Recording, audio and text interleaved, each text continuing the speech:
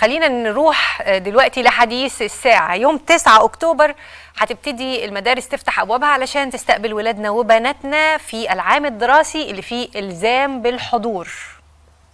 إلزام الحضور ده يعني رفقه بالعلن أعلن ونشر استراتيجية وزارة التربية والتعليم للتعامل في ظل وجود جائحة كورونا، وخصوصا الموجة الرابعة، وجود دلتا المتحور الجديد اللي بيقدر ينال من الأطفال ويصيبهم كمان وبينتشر بسرعة. وأيضا وزارة الصحة زي في حديثنا امبارح ما أخذنا بالتفصيل مع ضيفنا الكريم أعلنت استراتيجيتها.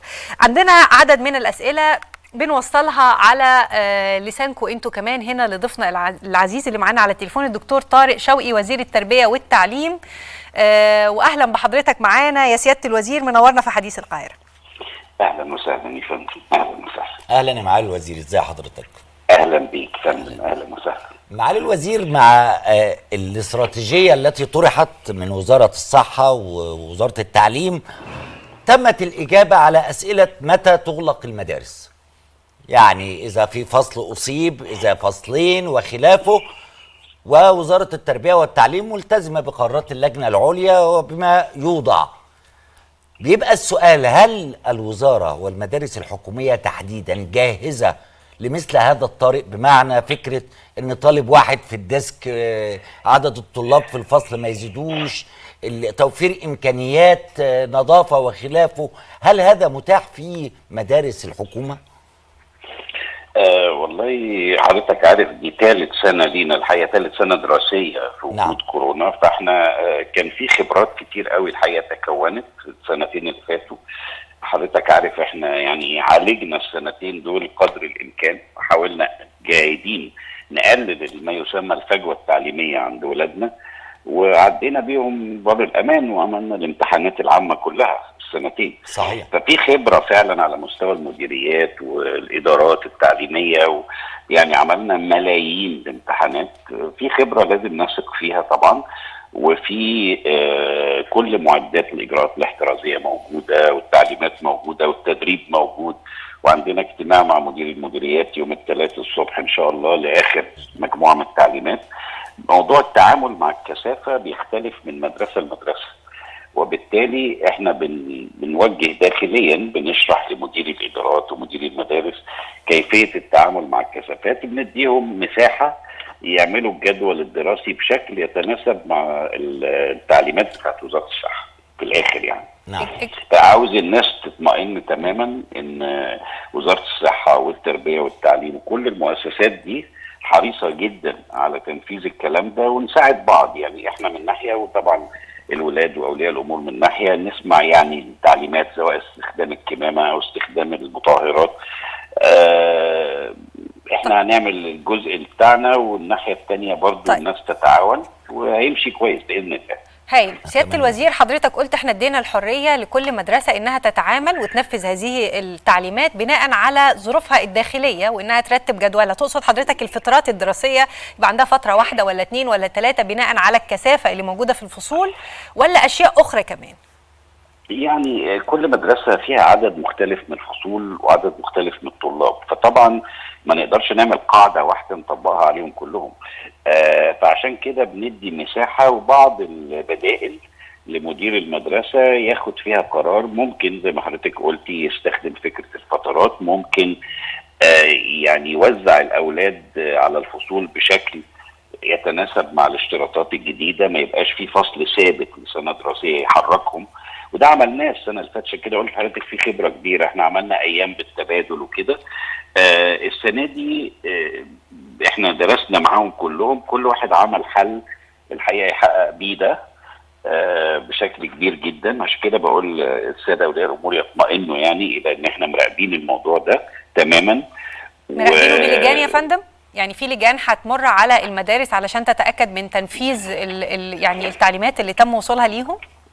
طبعا ده بيحصل طول الوقت، وعندنا يعني جهاز كامل لضبط الجودة، وجهاز كامل باسمه التوجيه المالي والإداري بيروح المدارس اللي فيها أي مخالفات وبيتعامل معاها. ده بنعمله بقالنا مدة، وأعتقد وصلنا فيه لمستوى كويس في الحفاظ على هذه الإجراءات. وطبعا على بدء الدراسة هيكون تقريبا كل السادة المعلمين والإداريين كمان اتطعموا، دي خطوة هامة جدا.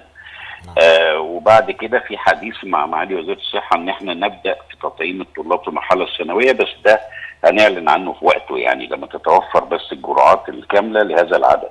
محتاجين 8 مليون جرعه عشان الولاد في ثانوي، وبعدين ننزل بالاعمار بقى ان شاء الله. مع الوزير واضح جدا ان الحكومه هذا العام واخده قرارها باننا لن نتوقف الا اذا كان هناك خطر حقيقي، دون ذلك فاحنا هنبقى زي دول العالم، عندنا التعليم منتظم السنه دي ومحدش يتلكك ويطمع ان احنا كل شويه هنوقف الدراسه. هو طبعا يعني انا بس يا ريت نثق كلنا ان الدوله فعلا فيها اساتذه وفيها خبراء وفيها قياده سياسيه حريصه جدا جدا على كل طفل وكل معلم، كل واحد في المنظومه. نعم. فالقرار مش محتاج، يعني احنا فعلا لو اللجنه ده قرار جماعي، اللجنه العليا لاداره الازمه اللي بيرأسها دوله رئيس الوزراء شافت ان في احتياج لاي تغيير، هنعمل كده في وقته بشكل يقلل الهدر التعليمي. حضرتك يعني فعلا ما فقد من تعليم الولاد خصوصا في السن الصغير هيصل مرحله الخطر. يعني في ولاد اللي كانوا في اولى ابتدائي وثانيه ابتدائي دول اكتر ناس تاثروا من عدم وجودهم في المدرسه. فحتى في حاله يعني لا سمح الله اي تصاعد في هذه الازمه، اخر ناس هنخليهم ما يجوش المدرسه هم الاطفال لحد الرابعه ابتدائي لازم يحضروا، حتى لو الباقيين قعدوا في البيت دول لازم يحضروا، لان دول ما ينفعش يتعلموا باي وسيله اخرى ومحتاجين وجودهم في المدرسه بشده. والتاثير السلبي على تعليمهم هيقعد معهم سنوات. صحيح، يعني على عدم وجودهم في المدارس هيأثر سلبيا على محصلتهم التعليميه. طب اسمح لنا سياده الوزير، انا هرجع مره ثانيه عن الاشياء اللي تم اعلانها واعتمادها. امبارح كان معانا هنا يعني حديث حول اجراءات وزاره الصحه، وقالت ان في تعاون مشترك كبير جدا بين حضراتكم وبينهم، وان الزائره الصحيه اللي موجوده في المدارس هي اللي هتقوم بالتبليغ والادارات التعليميه عشان اتخاذ اللازم لو ظهرت حالات. طيب من ضمن الاشتراطات ان في اجهزه قياس حراري مثلا، وفي غرفه عزل بالمدارس. الحاجات دي اللي هيوفرها يا فندم للمدارس المختلفة، هل هتكون المدارس بنفسها اللي بتعملها ولا وزارة التربية والتعليم ولا وزارة الصحة؟ لا، احنا اللي عملنا ده ووفرناه وجبناه بقالنا سنتين. كل الحاجات دي موجودة وبنتأكد على وجودها وصلاحيتها كل عام دراسي.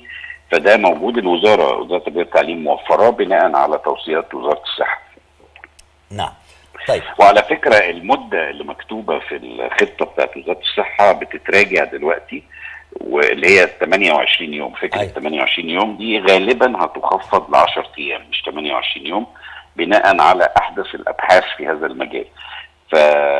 يعني الخطة دي مش هي اللي هتنفذ بالظبط، فيها تغييرات. ممكن مدة الإغلاق تبقى 10 أيام فقط بعد التطور الجديد في الإصابة بالفيروس والشفاء منه. هو في كم يعني كبير جدا من البحث العلمي، وحضرتك في دول تانية حوالينا بنتعلم منها. بس عاوز الناس تعرف ان انجلترا اللي فيها يعني اضعاف الحالات بتاعتنا الدراسة فيها شغالة. نعم. وشغالة في كل الدول. الملاعب النهارده شايفين الاستادات مليانة آلاف الجماهير جنب بعض يعني.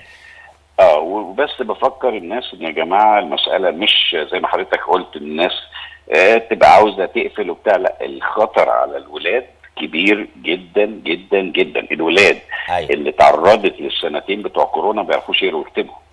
لما نوصل لثالثه ورابعه ابتدائي هيبقى اصلاح ده اصعب بكتير.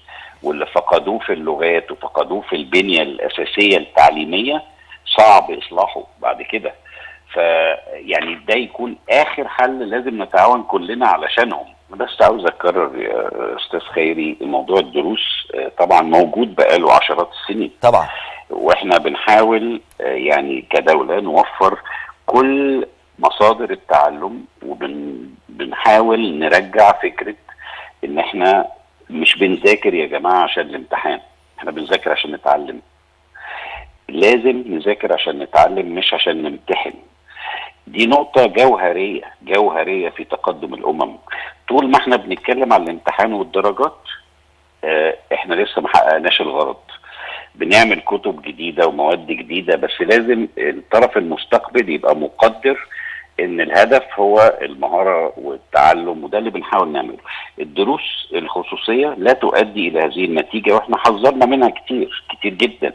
وعلى فكره في سياق الحديث انتوا هتقفلوا وهتفتحوا وبتعملوا الاجراءات الاحترازيه، هل حضراتكم سالتوا الدروس الخصوصيه بقى السناتر اذا كانت عامله اي حاجه من كده؟